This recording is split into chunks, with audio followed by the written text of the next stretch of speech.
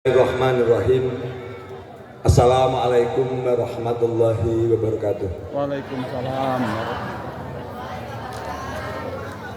Allahumma salli wa sallim wa rahmah wa barik ala sayyidina wa maulana Muhammad wa ala alihi wa sahbihi wa dzurriyyati wa man tabi wa ummatihi ajmain. Kepada hadirin majelis peringatan Maulid Muhammad sallallahu alaihi wasallam 1447 Hijriah yang saya hormati,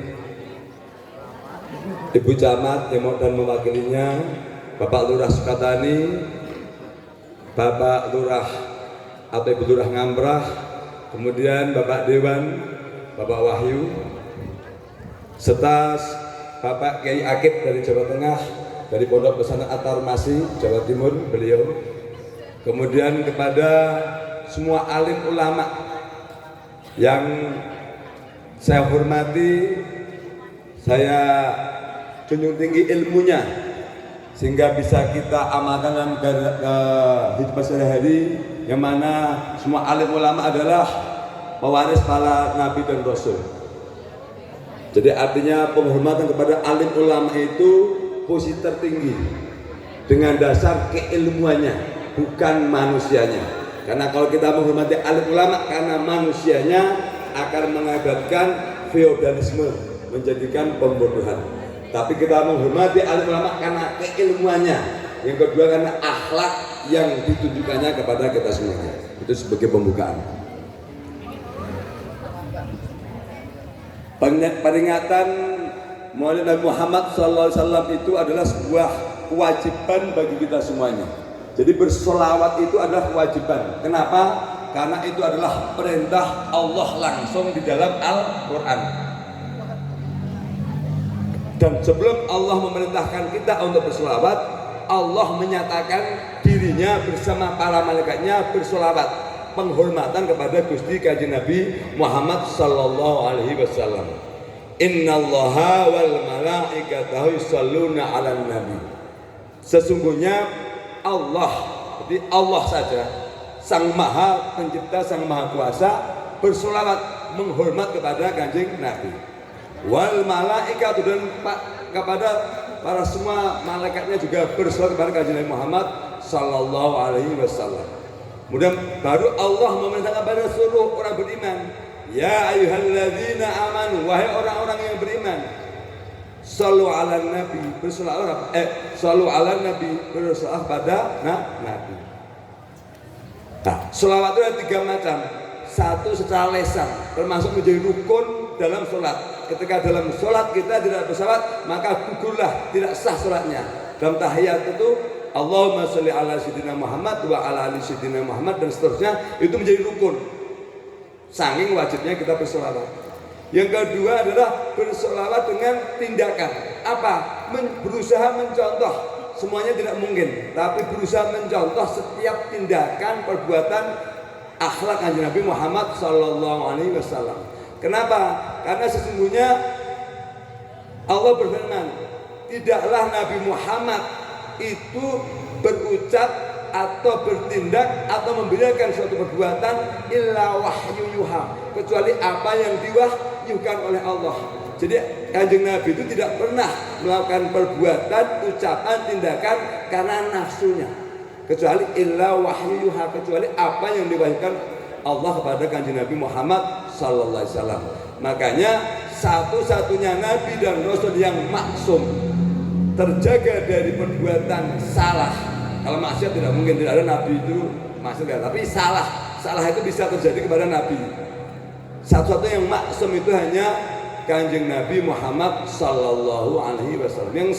Yang lain ada perbuatan salahnya ada. Contoh Nabi Yunus alaihissalam itu pernah salah, frustasi mengajak umatnya beriman, tidak mau. Nabi Yunus akhirnya melarikan diri naik kapal.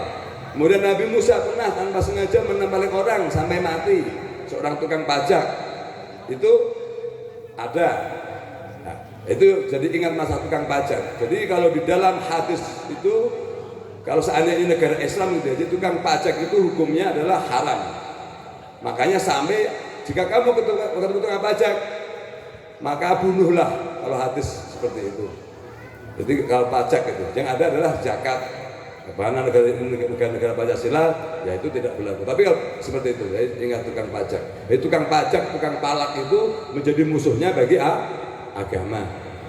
Nah, kemudian makanya ketika ada kisah ketika Nabi Musa bertemu sama tukang pajak lagi memeras rakyat, malah ditempelin sama Nabi Musa, kemudian tanpa sengaja mati. Itu salah tapi tidak bersengaja. Karena apa? Tujuan Nabi Musa adalah membela orang yang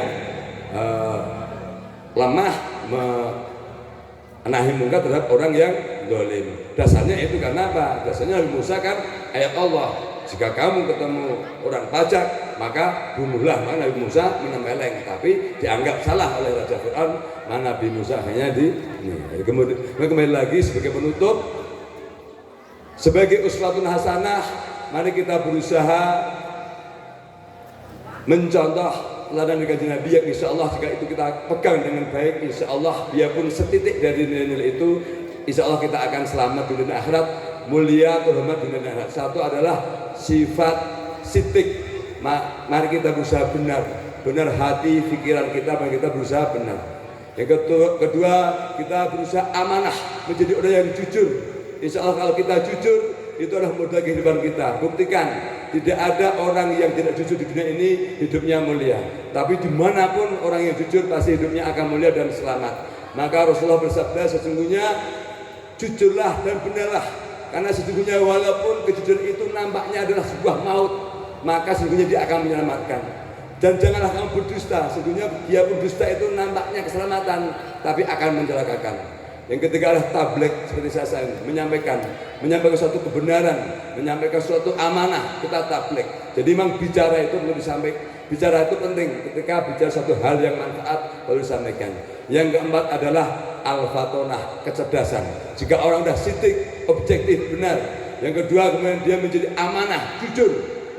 Kemudian yang keempat tabligh, maka dia menjadi al-fatonah, menjadi orang yang cerdas. Demikian sebagai penutup, saya meminta Al-Fatihah sekali yang saya khususkan untuk istri saya, yaitu Ibu Hajah Tatinawati, yang mana pada hari ini beliau alhamdulillah diberikan usia, yaitu tepat hari ulang tahunnya tanggal 6 September tahun 2025, yang mana beliau lahir pada tanggal 6 September tahun 1972. Semoga dengan wasilah Al-Fatihah bagi semuanya, istri saya Ibu Hajah Tatinawati diberikan rahmat oleh Allah SWT dengan kesehatan, keselamatan, kemuliaan, panjang umur yang bermanfaat, masalah dunia akhirat, dengan rahmat dan ridho dari Allah Subhanahu wa taala. Bibarakati Al-Fatihah. A'udzubillahi minasyaitonirrajim. Bismillahirrahmanirrahim. Alhamdulillahirabbil alamin arrahmanir rahim maliki yaumiddin. Iyyaka na'budu wa iyyaka nasta'in ihdinas siratal mustaqim siratal ladzina an'amta 'alaihim ghairil maghdubi 'alaihim waladdallin. Amin. Sebagai penutup, saya mengucapkan selamat datang kepada Bapak Ustaz Purnama dan Ibu surabatannya. Semoga Allah melimpahi keberkahan kepada beliau. Kemudian wasiat Nabi Muhammad SAW berikutnya adalah menjadilah orang yang selalu memegang teguh kebenaran. Jadi kebenaran itu adalah fondasi daripada kehidupan dunia sampai selamat dunia akhirat. Makanya setiap dalam sholat 5 waktu kita membaca Al-Fatihah menjadi punya ihdinas siratal mustaqim, tunjuklah jalan yang kebenaran. Di antara kebenaran itu adalah di antaranya sabda Rasulullah, penuhilah janji, berkomitmen. Maka orang yang tepat janji, makanya kalau bahasa Jawa ada pepatah, ajining diri anak yang latih. Jadi ajining diri ada pada lidah kita. Nilai kita tergantung lidah kita. Kalau kita mencari tidak akan digugu. Yang kedua, komitmen konsistensi. Maka dari yang terkecil saya insya Allah berusaha, kalau sempurna tidak mungkin, berusaha berkomitmen dari apa yang saya sampaikan. Maka saya mengajak kepada semua anggota saya minimal untuk beristiqomah. Setiap mulut sama rojab kita bersolawat. Dari ketika mulut tanggal 1 sampai 12, ketika rojab kita dari awal kita melakukan festival seperti yang kita lakukan pada saat mulut untuk syiar agama Islam, yang mana niatannya satu, semata-mata hanya satu. Iyyaka na'budu wa iyyaka nasta'in. Segala sesuatu hanya dipersembahkan kepada Allah Subhanahu wa taala. Tiada yang lain. Kalaupun ada sebuah katakanlah nilai yang lain, itu hanya efek samping. Tapi yang tertinggi adalah sholatan ini hanya mengharap rahmat dari Allah SWT untuk penghormatan kepada Gusti Kanjeng Nabi Muhammad sallallahu alaihi wasallam. Yang kedua adalah komitmen dalam perihal waktu. Makanya Islam mengajarkan kita sholat 5 waktu itu adalah 27 rakaat ketika berjamaah tepat waktu. Kenapa? Mengajar kita pada konsistensi, komitmen pada waktu. Kalau kita istiqomah, komitmen pada waktu, insya Allah kita akan menjadi orang-orang yang dinilai, atau kalau sekarang personal branding kita baik. Kita orang yang konsisten, komitmen dengan waktu. Wal asri, sesungguhnya demi masa, innal insana lafi khusrin, sesungguhnya manusia dalam keadaan rugi, illal ladzina amanu, kecuali orang yang beriman, wa amilus sholihat, tidak juga beriman, wa amilus sholihat, dan beramal soleh. Kata mutiara dari Sayyidina Ali, waktu adalah pedang. Makanya waktu ini mari kita menghargai, jangan pernah menyanyiakan waktu untuk sesuatu yang tidak bermanfaat dan masalah. Demikian, kalau bisa mohon maaf lahir batin jika ada tutur kata, sikap saya yang kurang menyenangkan. Sebagai pembuka, mari kita bersama-sama membaca sholawat yang saya ciptakan dengan judul Al-Amin Al-Amanah, yang artinya Nabi Muhammad SAW adalah orang yang Al-Amin, yang sangat dipercaya, Al-Amanah, orang yang sangat jujur sekali. Makanya saya menciptakan surat Al-Amin Al-Amanah ini pada tanggal 1 Juni 2025, khusus saya tujukan untuk menghormati penghormatan daripada Nabi Muhammad sallallahu alaihi wasallam. Silakan guru ibu-ibu.